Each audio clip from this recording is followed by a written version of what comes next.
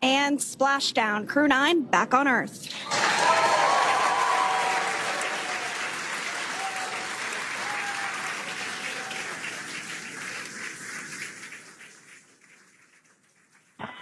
And SpaceX Freedom, splashdown.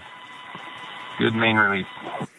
Sonny Williams, Commander, Pilot, PLT for the Starliner Crew Flight Test Mission. This is one of our simulators. We have several simulators. This is our lower fidelity simulator where we do emergency egress training, some cargo operations and whatnot. This is the BMT, and Sunny's going to take it from here. She's going to put that cap on and off she goes. I'm going to go in, but real quickly from the outside, let me just show you little things. This is our hatch. So this is actually where we'll be getting in this, how we'll be getting in the spacecraft on launch day, and then eventually, hopefully, we'll be getting out this way. We could get out the top. Also, there's a hatch right there. That's called the IVA hatch. That actually goes to the International Space Station.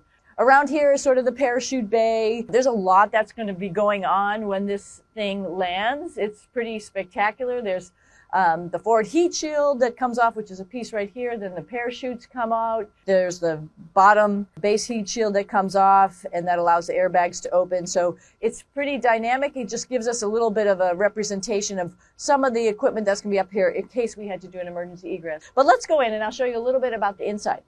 This starboard step right here, I'm just going to climb in. So I'm going to have to put this hat on safety first.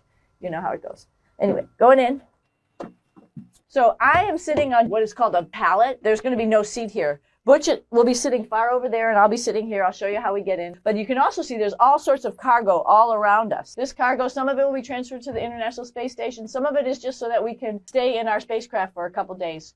Once we launch, we'll be flying for about 25 hours before we dock to the space station. So we want to make sure that we have water and we have a way to use the bathroom, and just make sure we're all ready to go change our clothes and stuff like that. So you don't want to be in the same clothes and stink and stuff like that. There's only 2 of us, but at some point in time, hopefully next year, we'll fly 4 people in this spacecraft. When we fly 4, there's the potential to put 2 seats over here, or there's a potential to put a seat right here where I'm sitting right now. When we get in, we'll actually have a couple strap-in crew members from the Boeing company who are going to help us get strapped in. But we'll be in our suits. Butch will probably come right here and lean in like this and then slide over. There's a handrail right here too. And he can slide all the way over.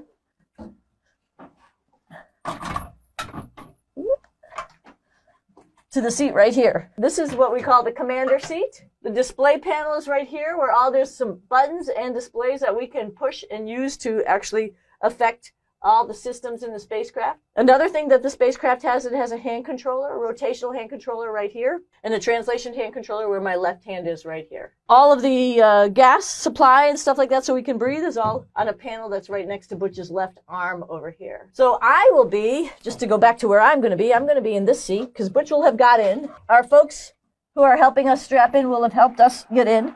And then I will get in and right next to him, and I'll be right here. This is my seat. So I have access to all the displays and controls as well. And we'll be working side by side together. Pretty comfortable little chair. I'm going to take a nap now.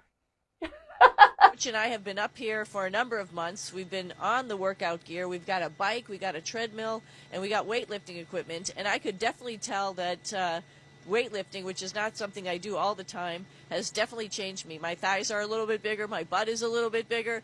We do a lot of squats. And just to go back to, the treadmill, why? It's because we're working on our bone density in our hips and in our feet. So I think my body has changed a little bit, but I weigh the same. Airs the first of the Fly's newest class of astronauts to enter, and last commander of Crew 10, Anne McLean. Now, generally speaking, and there we do see Crew 9, some happy waves, smiles all around back on Earth. Dragon had an on-time splashdown. Oh, it looks like we're getting our next crew member here. That is none other than Sunny Williams. Big smile, big waves. She, like her other crew members, now will be assisted onto the mobility aid.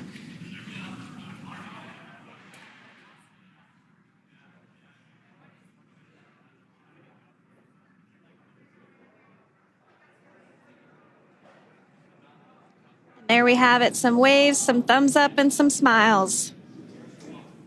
definitely seems to be a theme among all recovery operations. Absolutely. And of course, that leaves NASA astronaut Butch Wilmore inside Dragon in seat 4.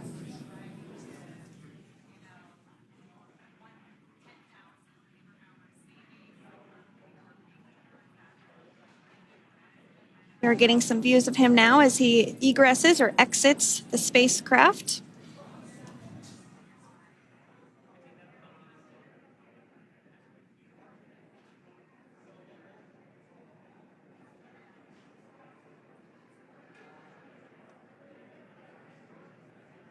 Once again, some elation and cheers there from Butch Wilmore. As we mentioned before, returning to Earth coming from a microgravity environment can wreak havoc on the body. So it is customary and just standard procedure for all of our long-term space residents to get assistance once they are back on board the recovery vessel.